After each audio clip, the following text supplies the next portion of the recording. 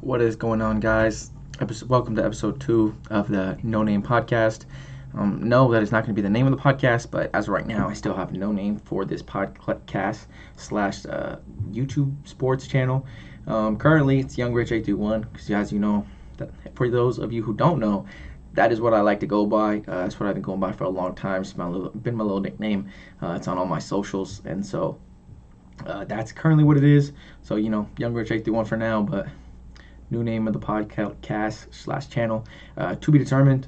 But with that being said, one of the first things I wanted to get off and start this podcast off right was thanking everyone for the support that you gave me. I got a lot of friends and family and people who spent their time to watch my video and give me feedback on things to work on. So from going forward, that's really what I'm going to be trying to do.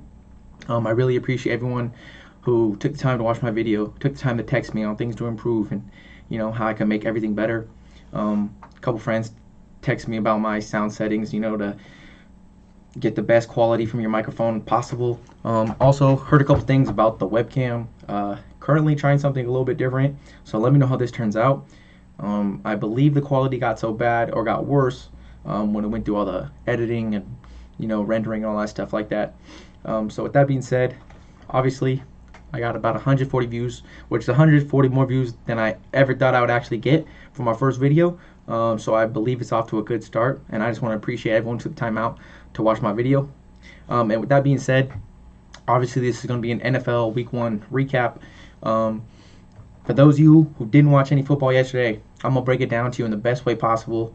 There was a lot of good football yesterday, a lot of bad football, a lot of teams that didn't live up to the hype Week 1. And so we're going to get right into that. One of the first things I wanted to do last Friday, or last Thursday when I posted my video, I had a play of the day that for Sunday that I didn't talk about because I wasn't sure if, all you are gambling degenerates like I am. But the Niners 2.5, I thought it was absolute money. I thought that was a blessing of a line. Thought they overrated the Steelers a little bit in that department. I thought that was generous and that was just great value. So for those of you who didn't smash that, Niners at 2.5, that's what I took. And obviously it was absolute money. 2.5 ended up blowing out the Steelers by I believe 25, 30 points. Game wasn't even close. Not a very competitive game. But with that being said, for all those people who are on Prize Picks, Bovada, MyBookie, whatever you guys be betting on, play of the day, single individual one player prop. Garrett Wilson, 69.5 receiving yards over. He's averaged 72 yards in the last 2 times he's played the Bills. I'm not too impressed with the Bills secondary. And in those last 2 games, Garrett Wilson played with Zach Wilson, who is arguably one of the worst quarterback performances in a year by quarterback possibly ever. Zach Wilson was absolutely terrible, as a lot of us know, as a lot of New York Jets fans know. That was really the reason why their team only did what they did and couldn't really make the playoffs. Obviously, we know how elite that defense is, and Zach Wilson didn't make it any better. And now Garrett Wilson, obviously, has got one of the best quarterbacks of our generation, Aaron Rodgers, 2-time MVP, Super Bowl champ. We can't say much. He's a regular season demon. And I think him being with Garrett Wilson, we've already seen their connection in preseason, during the hard knocks, during all their training camps, practices, and joint practices and all that. So we're looking for big things. I think this is a very reasonable spot for Garrett Wilson to be at. 69.5 receiving yards is very generous, especially since a lot of people are thinking he's going to have a very elite sophomore year jump. So with that being said, hammer it if you want. Hammer if, or don't, you know what I'm saying? I'm going to be hammering that tonight. One player prop, that's all I'm worried about. 1 for 1, going for the money. So let's make some money. But with the first game I wanted to talk about, obviously, Thursday Night Football, Chiefs and Lions. Big people not in the game going into that game. You had Chris Jones holding out. As we talked about in the last video, he's looking for a big-time extension. He wants to be a top 2, top 3 paid D tackle in the league. And his presence was seriously missed. Obviously, Travis Kelce hyperextended his knee a couple days before the game. He was trying to get back. Obviously, they didn't want to rush him back, so they let him sit out. And obviously, if you guys watched the game, you could tell Travis Kelce's presence was missed.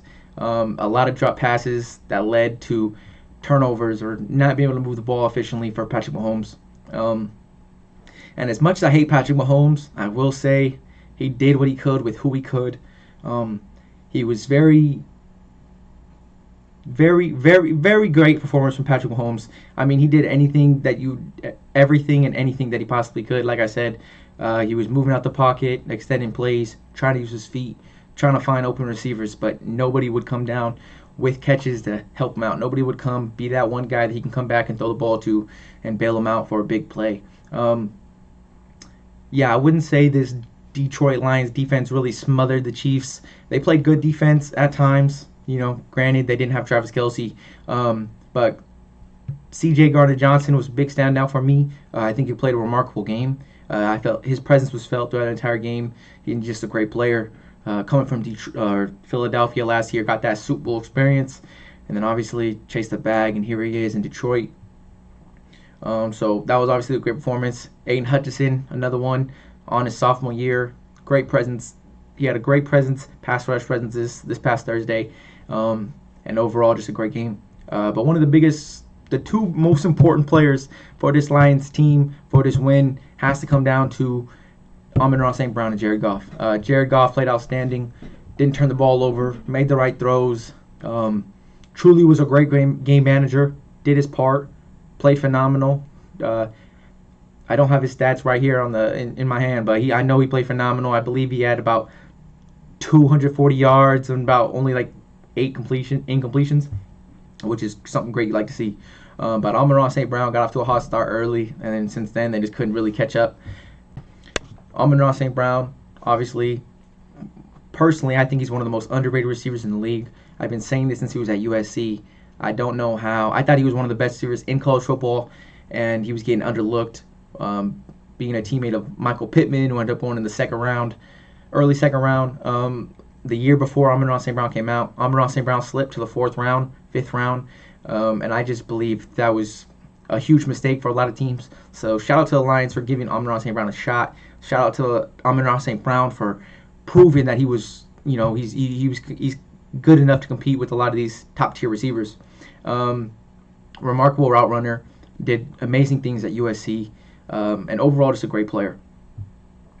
And one of the big rookie standouts who we didn't see a lot from during this game, but I really do think he will get more involved as the year goes on, is Jahmyr Gibbs. Every time he touched the ball, he just looked absolutely explosive, absolutely just demonic is the best way I could put it, because he just played with so much explosiveness, so much, he just had so much energy to him. You could tell he really wanted to get the ball more, really wanted to get out there and show what he could do, but he was limited. I think, just trying to ease. And the way the game was playing, they were trying to run the ball with David Montgomery and, things like that, control the pace of the game, keep the Chiefs off the field. That was really the game plan, looking outside in. But overall, I do expect Jahmyr Gibbs to be a big factor in these upcoming weeks and for the rest of the season. For those, Jacksonville and Indiana. Obviously, this game was closer than it should have been, but two of the biggest standouts from this game is one, Calvin Ridley is going to be a top 8 receiver this year. I said it before, and now I'm saying it for the camera. Calvin Ridley is going to be a top 8 receiver. He went absolutely insane yesterday. He had 5 catches, 88 yards, and a touchdown in the first half yesterday. And it's something great you like to see. He did his time. He took the year out, and now he's coming back with a vengeance, healthy. Hopefully mentally he's feeling great right now. He's feeling fresh. He's feeling hungry to succeed. And he even had talks. He said he's going to go for 1,400 yards. Now that he's got a QB like Trevor Lawrence to play with him. So I expect big things for him. And for fantasy owners who didn't take him, you messed up. For those fantasy players who did take him, early, late, whatever, you're blessed. You're blessed. I ended up taking him in the 4th round, I believe, in a 16-team league, and just absolutely amazing yesterday. One of the best players on my team, other than Tyreek Hill, obviously, we'll get into later. But overall, Anthony Richardson was a good standout. I would say overall he was the best rookie quarterback this weekend, the best rookie this weekend, arguably. Him and Bijan both played really impressive. But Anthony Richardson went out there, He surprised me. The Indianapolis Colts really put him in a lot of positions to succeed and to win. And they even gave him a couple of quarterback designed runs, and he just went out there and he flourished. He did end up getting hurt. He had one bad INT in the entire game, which it happens. He's young. He's a rookie. He'll clean that stuff up as the year goes on. We hope. But overall, just a great game. He was very exciting to watch. Unfortunately, he did get hurt late in the game. Literally the last 20 seconds of the game, which is unfortunate to see. You never like to see things like that. So we're praying for his healthy recovery. But yeah, overall, T. Lawrence looking like T. Lawrence. Jacksonville almost blew this game. And the Indianapolis defense really looks solid, or it looked solid against Jacksonville. I'm not really sure if it was Jacksonville, not having any ice, or it was the fact that Indianapolis Colts came to play. I think it was a little bit of both, because obviously Jacksonville slowed down early. But the Indianapolis Colts did come to play with no Jonathan Taylor. Hands down, Anthony Richardson has to be Rookie of the Week. Phenomenal game. And obviously the game of the day. The Las Vegas Raiders versus the Denver Broncos. Overall, I think our defense played solid. I think Josh McDaniels wrote up a good game plan, and I think Jimmy G really was a great game manager. He only made one bad throw, which so happened to be a goal line interception, which obviously that's not something you'd like to see. But for the most part, Jimmy G was on top of his stuff. He was getting rid of the ball quick to the right spots, taking advantage of mismatches. And obviously Josh Jacobs didn't have the best of games, which I'm okay with. Josh Jacobs is going to be one of those players we're going to rely on and we're going to count on for the rest of the season, no matter what. And even I really did enjoy how he was catching the ball at the backfield. Jimmy was checking the ball down to him and letting him make plays. But for the most part, this Denver defense really was rallying to the ball. So there was no, crazy long plays for us offensively. It's a great defensive unit with Patrick Surtain. He was following Davante Adams all around the field. And Patrick Surtain truly showed me this weekend, because obviously everyone has their own debate and thoughts on the top 5 cornerbacks and who's the elite of the elite in the cornerback position. But Patrick Surtain really proved to me that he wants to be and that he can be that number 1 cornerback in the league. Because I don't remember the last time I've seen a cornerback follow Davante Adams or just a number 1 receiver inside and outside and really have a insane presence defensively. When it got to crunch time, Patrick Surtain said, no, I'm going to go guard Davante Adams. So that's exactly what he did. He went in there, lined up in the slot, because originally they weren't moving in the slot and Davante was getting mismatches. But yeah, Patrick Surtain was chasing him around in crunch time, big third downs, and overall, Tay was getting so much attention that it opened up and allowed our other players to succeed. Jacoby Myers stepped up, one of those players who I said is a great player and a great wide receiver to Tay. He ended up having 2 touchdowns yesterday. Unfortunately, the last drive of the game, he did get a big hit, so we're praying for a full recovery for him. But overall, great game. Jacoion Bennett, 4th-round draft pick from Maryland. If you don't know, now you know. He's coming. He's a cornerback. He is fast. He looked good. He made some great plays against Cortland Sutton yesterday. And he had a couple big PI calls, 2 PI calls, which ultimately allowed the Broncos to score majority of their points. He had that big first down PI call right before half where it took him to the goal line and ended up scoring. And then he had one on their first scoring drive where he got caught grabbing his face mask, and they got a first down. And from there, Russell Wilson just dotted up the rest of the way to the end zone. But overall, great things. Max Crosby looked like Max Crosby. Trayvon Moehrig looked to be making some plays yesterday. I'm happy to see that. Nate Hobbs as well. Nate Hobbs is out there balling right now. He's coming down to tackle. He's shedding blockers. He's shedding receiving blocks. He's out there trying to make plays. And I couldn't be happier to see that we're really, rallying after the ball, playing fast, playing aggressive, and playing confident. But as of for Denver, obviously, early on they had a lot of letting Russell Wilson get out the pocket, and when he get on the run and was just dotting people up left and right.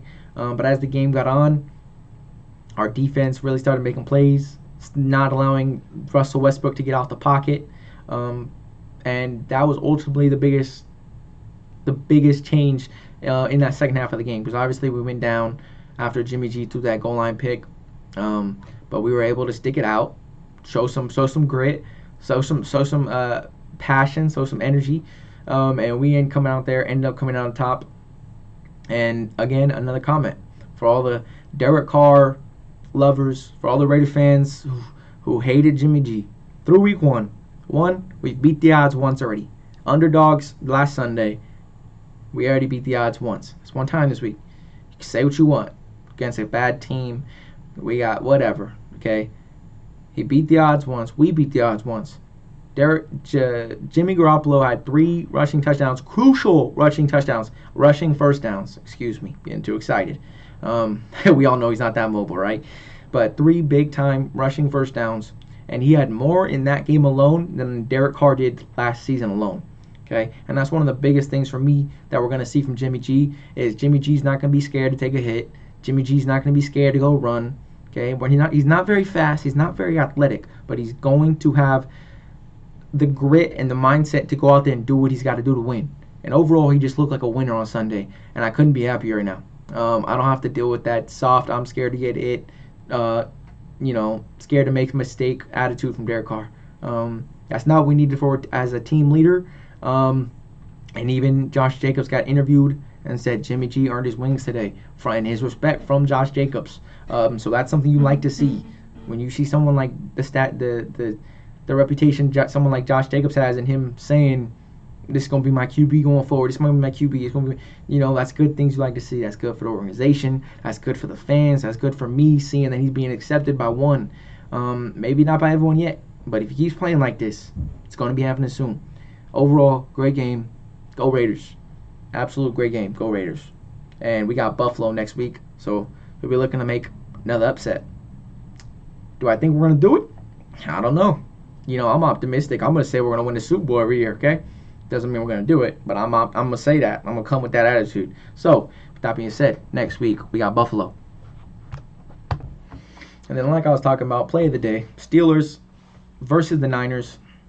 Brock Purdy, someone who I already said, I watched a lot of him in college. I said he was going to be the truth. I said he was going to be good in that backup quarterback spot for the Niners last year. He played another phenomenal game. Kyle Shanahan just makes his job easier and easier. And Brock Purdy, as much as I hate to say it, because, don't want to ever see the Niners succeed, to be honest, right? Call me a hater, call me what you want, but I don't ever want to see the Chiefs or the Niners, or even the Cowboys for that matter, ever succeed.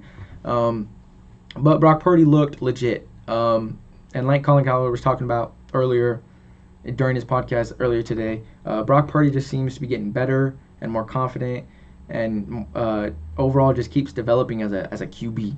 And he's shown that he's very coachable. Kyle Shanahan puts him in these situations to succeed, and he's doing exactly what Kyle Shanahan wants. And Brandon Ayuk, George Kittle, Deebo Samuel, he's got the weapons around him to be successful. And Brandon Ayuk really did his thing. 100 yards, 2 touchdowns. And it was just absolutely remarkable. This was a complete, utter domination. The defense, they took a lead early. Kyle Pickett with 2 early INTs took a lead early. Really, ever since when they went down 14-0 real quick, the game just felt over for them. They went down 17-0, I believe, right before half, before they got anything going. But once you give someone like the Niners that much of a lead, 14-0, 17-0, from there it's just damn near impossible to really come back. Their defense is so stingy and so elite, and so they're such a unit that you can't really come back like that with those big leads. They're gonna make you earn it. They're gonna make you take your time, and then the offense is gonna come out there and run the ball down your throat, set up the play action, and just do what the San Francisco Niners like to do. So overall, great game. Steelers really disappointed. I thought it was gonna be a much more competitive game. I really did. I thought the Steelers defense was gonna keep it close, and I think for the most part they did okay defensively. It just had a lot to do with the fact that they were in bad field position because all these turnovers, and these turnovers early. Obviously, has to be the game of the week so far, game of the season, however you want to put it. got to be the Chargers versus the Miami Dolphins. Absolute shootout yesterday. I believe the final score was 34-30. For those of you who didn't watch, we've seen another old-fashioned Ryan Staley Chargers Justin Herbert choke. They were up. They couldn't maintain the lead. They allowed Tyreek Hill to consistently get one-on-one opportunities down the field. I have no idea absolutely what they were doing defensively. They didn't want to give extra help to Tyreek Hill. I mean, when someone's going for 200 yards, 215 yards and 2 touchdowns, some decisions got to be made. And Ryan Staley and that whole Chargers team, nobody made any changes. But overall, obviously, Tyreek Hill, elite game, a legendary performance for Week 1. Tua Tagovailoa, he did have 2 turnovers, but 466 yards and 3 touchdowns. Makes you forget about everything else. Overall, but he ended the game strong, hitting Tyreek Hill in the game-winning touchdown. Again, another opportunity where the Chargers just let Tyreek Hill just run one-on-one and just outrun the cornerback. The same cornerback that whole drive. They started the drive with a little wheel route to Tyreek Hill. Same cornerback. He caught it, 40 yards down the field, moved the chains. Boom. Comes back, same situation, on the goal line, same cornerback, basically the same type of route, a little fade ball. Corner of the end zone, boom, throws it up, comes down with it. Absolutely disappointing loss if you're a Chargers fan. This offense, this team was in talks of a possible Super Bowl contention, and obviously a lot of people are showing a lot of respect to the Dolphins this year, so I wouldn't say it's a disappointing loss.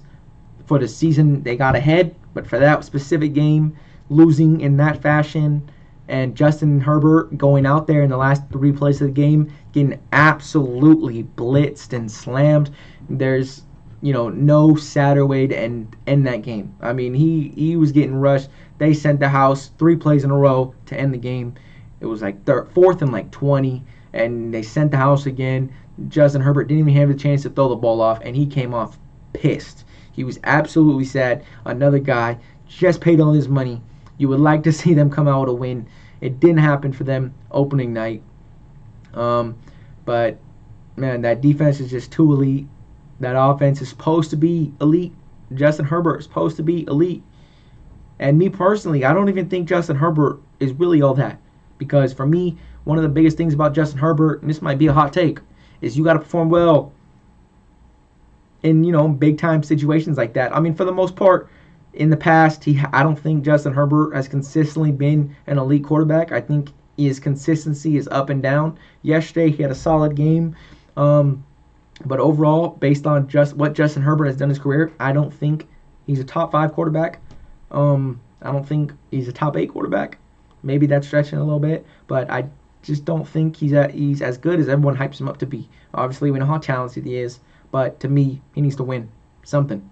Playoff game, the division. He needs to win something to show me anything.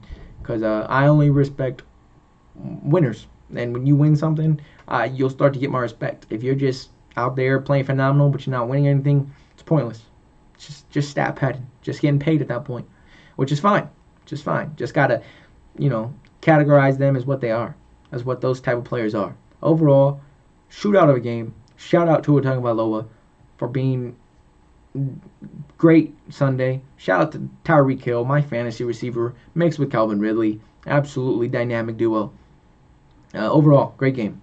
And for those of you who can see, new setup. Trying to make it more of a football-friendly area. Trying to put up some signed jerseys I got. Charles Woodson, Gale Sayers signed balls back there. Obviously, Rich Gannon jersey. Raider fan, what can I say? Those are the things I look forward to. The scene in my background when I'm talking. So, the first game I want to talk about, Carolina versus Atlanta. Obviously, big game for Bryce Young. First game of the year as a rookie. We've seen him in the preseason. Obviously, we were unsure about how this was going to go. Offensive line wasn't really protecting him during the preseason. And overall, it was just not a great game for Carolina or particularly any of these offenses. Atlanta couldn't really move the ball. Desmond Ridder was very inefficient for the first half football. I believe he had like 15 completions for like 70 something yards at half, which is not something you'd like to see. They have too much deep threat or just receiving threats in Drake London and Kyle Pitts that to have that lack of a passing offense. And Drake London's one of those players. He made one of these remarkable back shoulder catches in preseason.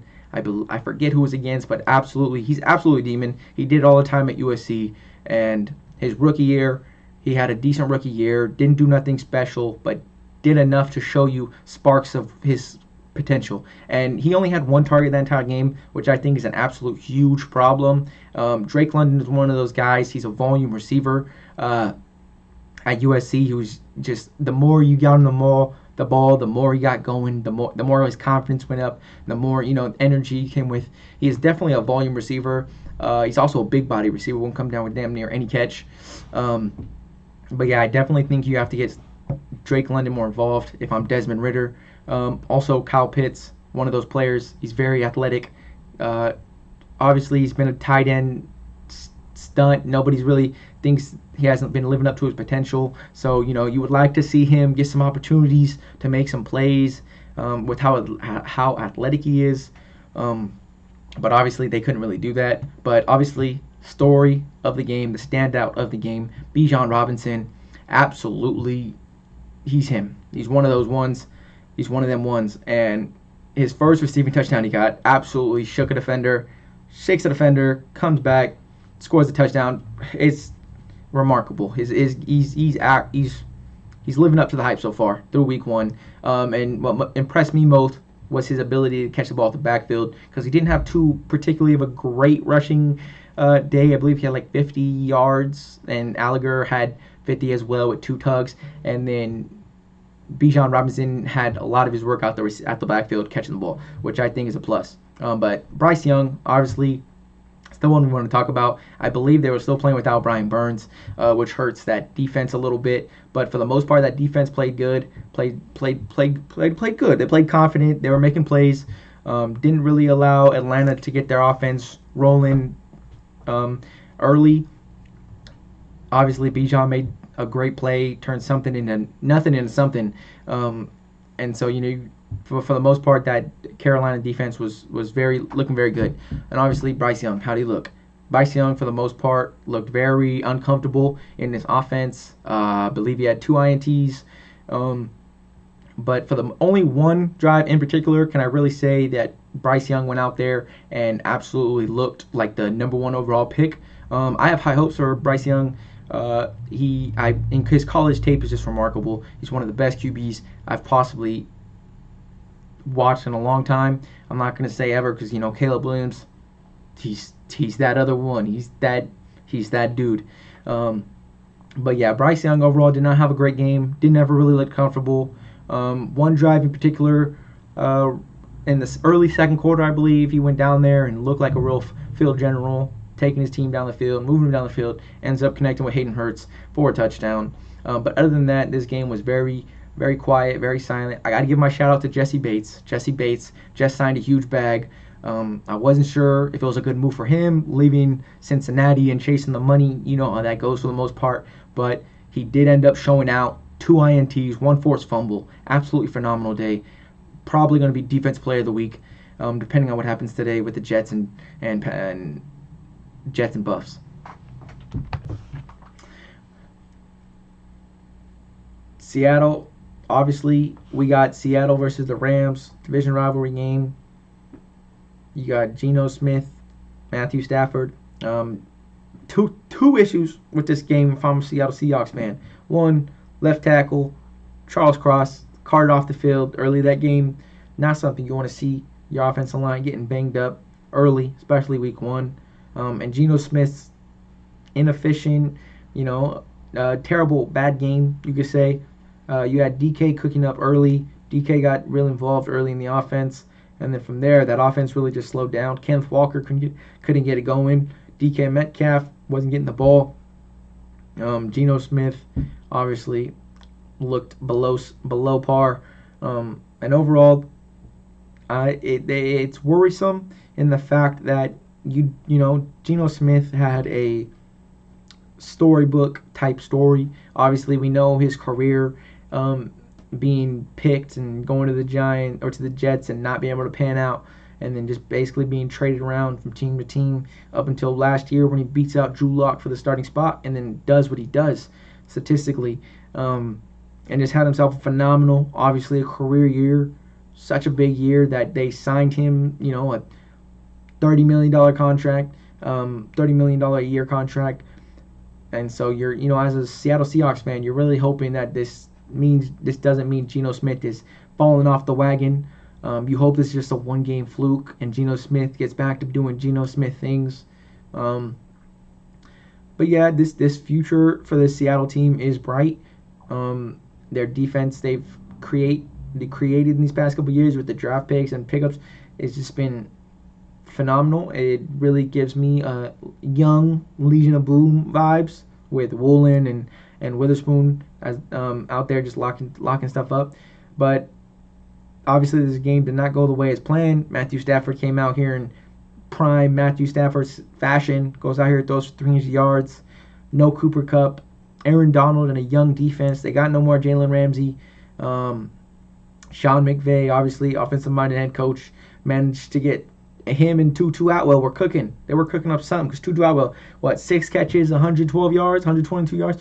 Absolutely insane game from Tutu Atwell. I was a big fan of him at Louisville in college. Obviously, he didn't get the chance his first couple of years with the Rams, with how deep their receiving core was, with OBJ, with, Higbee and Cooper Kupp and Vance Jefferson. But no Cooper Kupp. He got his chance to shine. So I'm hoping he can be more involved in the weeks to come. And Sean McVay being Sean McVay, I'm sure he's going to find a way to get someone like Tutu Atwell involved. He's absolutely just crazy, elite speed.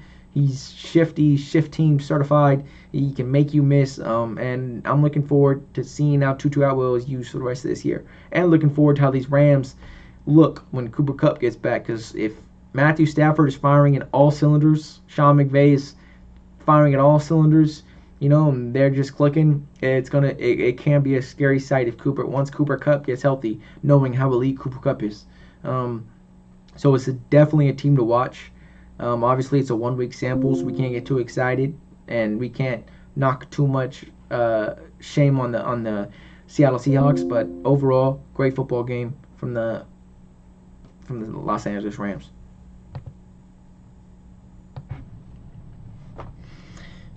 The Dallas Cowboys and the New York Jets. For those of you who didn't see it, 40-0 shutout. Absolute. Can't even say that. I can't even say that on my channel. I'm not trying to get banned, but they just got stomped. Was a very unfortunate game to watch. It hurt my soul to even be watching that game and to be trying to be watching that game. I was trying to sit there and think, oh, here comes Daniel Jones. He'll get bounce back on the next series. Bounce back on the next series. Bounce back on the next series. It didn't get any prettier. It got worse and worse and worse and worse and worse. And paying someone all that type of money. Listen, I'm not saying this whole game was on Daniel Jones' shoulder. I'm not saying that Daniel Jones is the reason this game happened. All right? But once the blitz started coming, once he got sacked 3-4 times, once the pressure was nonstop in his face and he couldn't do anything, okay, you would see him try to step up to the pocket, and just immediately commit to run. All right? And a lot of the times Dallas looked like they did their film study. They looked like they knew what their division rival was going to do, and they would collapse the pocket on Daniel Jones every time he tried to step up, and just the pressure was insane. Micah Parsons only had 1 sack, but his presence was felt. And that whole team, I believe 2 other people had 2 sacks apiece. It was a field day for the Dallas Cowboys, and not something you'd like to see for the New York Giants. They obviously made the playoffs last year, beating Minnesota, and so you'd like to see a good start, at least a competitive start to the new season. I've heard a lot of people say the Giants aren't going to make the Super Bowl again, but after watching yesterday, there was a lot of issues with Daniel Jones. I don't know if he has the ability to, change some plays or dial up any little flat route, audible or take control of the offense really, because there's a lot of times yesterday when if they could have just, started throwing some little check down swing routes, allowing Daniel Jones to actually throw the ball a little bit, slow down this pass rush, throw a screen at him, do something in that nature, because obviously it would just help out that whole entire game plan and the flow of the game. Because obviously, honestly, the first drive of the game, the Giants come out here and they're hot. Daniel Jones is clicking. Saquon Barkley's clicking. They moved the ball down the field. They got to Dallas own 25. Okay, they're in their own territory, 3rd and 7. Bad snap, goes over his head. Daniel Jones picks it up, gets down. They're setting up the field goal. Field goal's blocked. Return for a touchdown. And then from there, everything just went downhill. It was turnover after turnover, fumble after fumble. There was a total of 7 fumbles yesterday. They only lost 2, but there was a total of 7 fumbles yesterday, which is just, that's not a winning offense. That's not a winning formula. Can't do that. That's just unacceptable. But Daniel Jones looked scared at the helm of that offense yesterday. He looked like he had no idea what to do. He looked panicked. He looked unsure what to do. He looked speechless, like he had no words for what was happening to him. And I get the feeling you've seen Justin Herbert was that exact same way the last drive of the game when he couldn't throw the ball. He was upset. He was mad. He was vocal as soon as he walked off the field, because obviously as a quarterback you can only control what you can control. So getting sacked and the O-line just not holding up, it's not something you can control. But I do think Daniel Jones could have took a little bit more control of this, audible out of something, throw a screen, throw a check down, start throwing some quick game. But they got behind the sticks way too fast, way too early. Obviously being down 21 early, you start to go away from the run game. So there goes Saquon Barkley. They try to get him involved out the backfield, get a couple plays going, but they can never finish anything off. If I'm a New York Giants fan, if I'm Daniel Jones, I'm worried, because obviously all the criticism he got. He just got paid. He has a lot to answer back to now. He has to answer back. That defense, you're going to see him again. So you can either get your bounce back or get smothered like this again. But I can't sit through another one of those. This game was absolutely hard to watch. I had to force myself to watch it. But yeah, obviously Dak Prescott did Dak Prescott things, and I don't mean that in a good way. He didn't really do much. 123 yards, I believe. 140 yards, something like that. Only like 13 completions. Tony Pollard did his thing. 2 touchdowns, 70 yards. I got to see Deuce Vaughn get in the field. So, anytime you get to see Deuce Vaughn get on the field, it's just remarkable. You know what I'm saying? It's just remarkable to see Deuce Vaughn, someone like that tall. It's just great to see. So he really got to get some carries, got to get some touches, show what he can do. So that was probably the highlight of the game. Because obviously, like I said, it was over from the start. After the first block field goal, it was over. Absolute terrible game. CeeDee Lamb still looks elite. Cowboys fans, if I'm you, I'm happy. Absolutely just smothered these boys. It was just, they weren't even sending the house half the time. They were just getting there with 4. And it's just crazy. This defense looks scary.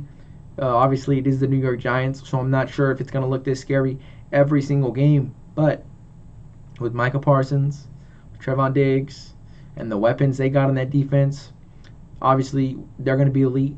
But I think, obviously, we all know they look scarier than they did yesterday because of how poorly the New York Giants played yesterday. But, man, if I'm Daniel Jones, better get it together, because another week like this, all hell's going to break loose. Probably the least interesting game I've seen in a long time. Very, obviously, super one-sided, super quick. Game was short. By halftime, halfway through the first quarter, I wanted to turn the TV off. And yeah, overall, worst game I had to watch this week. Hoping I don't see any more blowouts like this.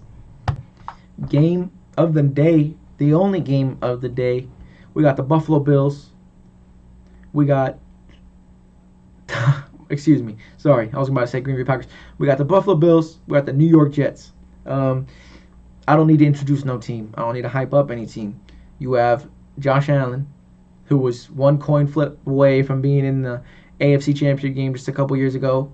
I got obviously Sauce Gardner, Quinn Williams.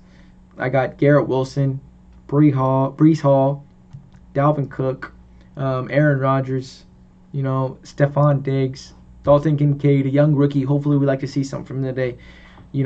Von Miller will not be playing in this game. That defense is still Jordan Poyer, Micah Hyde, Tre'Davious White. It's going to be a good game. It's definitely going to be a good game. Overall, I think the edge has got to be given to the New York Jets. They are currently underdogs right now, but I think that Jets defense is really what's going to, control this game. I think the New York Jets are going to be absolutely dominant today. I'm not too impressed with that Buffalo defense. I never really have. They have a good run defense. They had a top 8 run defense, I believe, last year. So even if they can keep that up, I just think Aaron Rodgers with Garrett Wilson and even Allen Lazard just being a number 2, I think that's going to open a lot of opportunities up for the run game. Because I do think they're going to come out swinging. Obviously, a lot of hype around this team. I think they're going to come out here. Play aggressive. They're going to come out here take some shots. But yeah, I think overall, Josh Allen, obviously last year, he didn't look the way he did 2 years prior when he was an MVP caliber type talent, and that's the type of season he had. And overall, with Stephon Diggs, with all the drama he's had in minicamp and apparently not wanting to show up to training camp to be with Buffalo, to be with his guys, there's a lot of question marks here for me. And obviously, everyone wants to roll with Josh Allen and the Buffalo Bills because it's Josh Allen and the Buffalo Bills. I mean, we know who Josh Allen is. We know who the Buffalo Bills are. We know how elite and how explosive this offense can be, especially in the regular season. In the regular season, this offense is a different type of player. Last year, opening night, I believe the Bills ended up beating the Rams opening night, or it was a close loss. Either way, I was not impressed by Josh Allen last year, Monday night. Win or lose, I really forgot what the ending outcome was. But last year, I was not impressed with Josh Allen. I think he's got a lot to prove this year, and especially that coach. They've got a lot to prove this year to show that they can do that. Coming off a one-score victory against the Miami Dolphins with Skylar Thompson, I believe. Third-string quarterback in the playoffs is not something you want to be, flexing or you want to be walking around with your head held high. It's a question mark of a win, and then you go next week and then get obliterated. But overall, I think this Buffalo team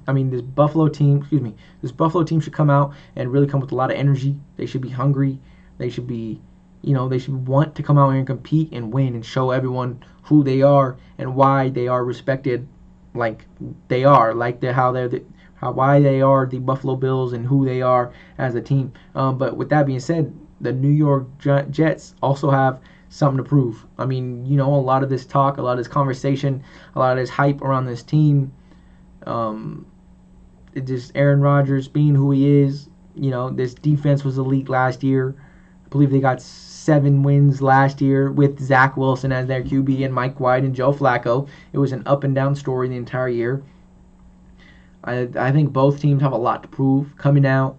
They're going to be swinging. They're going to be, it's going to be a slugfest. I don't expect a high-scoring game. I expect a lot of shots to be taken. I wouldn't be surprised. First play of the game, whoever gets the ball first takes a shot. Play 2, play 3, whatever. I expect this game to be very exciting.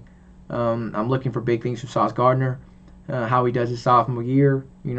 Obviously a lot of people were saying he was the best cornerback in the league last year, so he's got a high standard held to him. I just seen what Patrick Surtain was doing, chasing around Devontae Adams all game on Sunday. So overall, great game. Great game ahead of us, I hope. But I do got to give the edge, like I said, to the Jets. I think the Jets win this game. I think it's going to be a field goal game. I think it's going to come down to the last drive, as most of these games typically do. It's also going to come to who takes care of the ball. Last year, Buffalo had a lot of, I believe, top 8 in the league in INTs. So obviously, Aaron Rodgers needs to take care of the ball, needs to come out here and perform. He's not in Green Bay no more. There's a lot of eyes on him. New York is New York. It's the biggest stage. When you're playing on the biggest stage of football, you have to be ready to come out here and perform. So with that being said, I'm giving this edge to the New York Jets. To the New York Jets. I said it right that time, right? But with that being said, that was my Week 1 recap and my thoughts on every game yesterday on NFL Sunday and what I expect to happen tonight.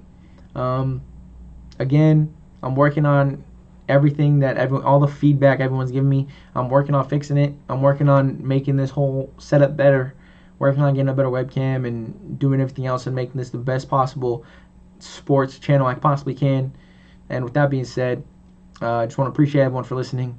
Appreciate you for taking time out your video to like it, to listen, and comment below any thoughts you have about anything I said, anything you'd like to hear me talk about, and anything like that. That being said, see you.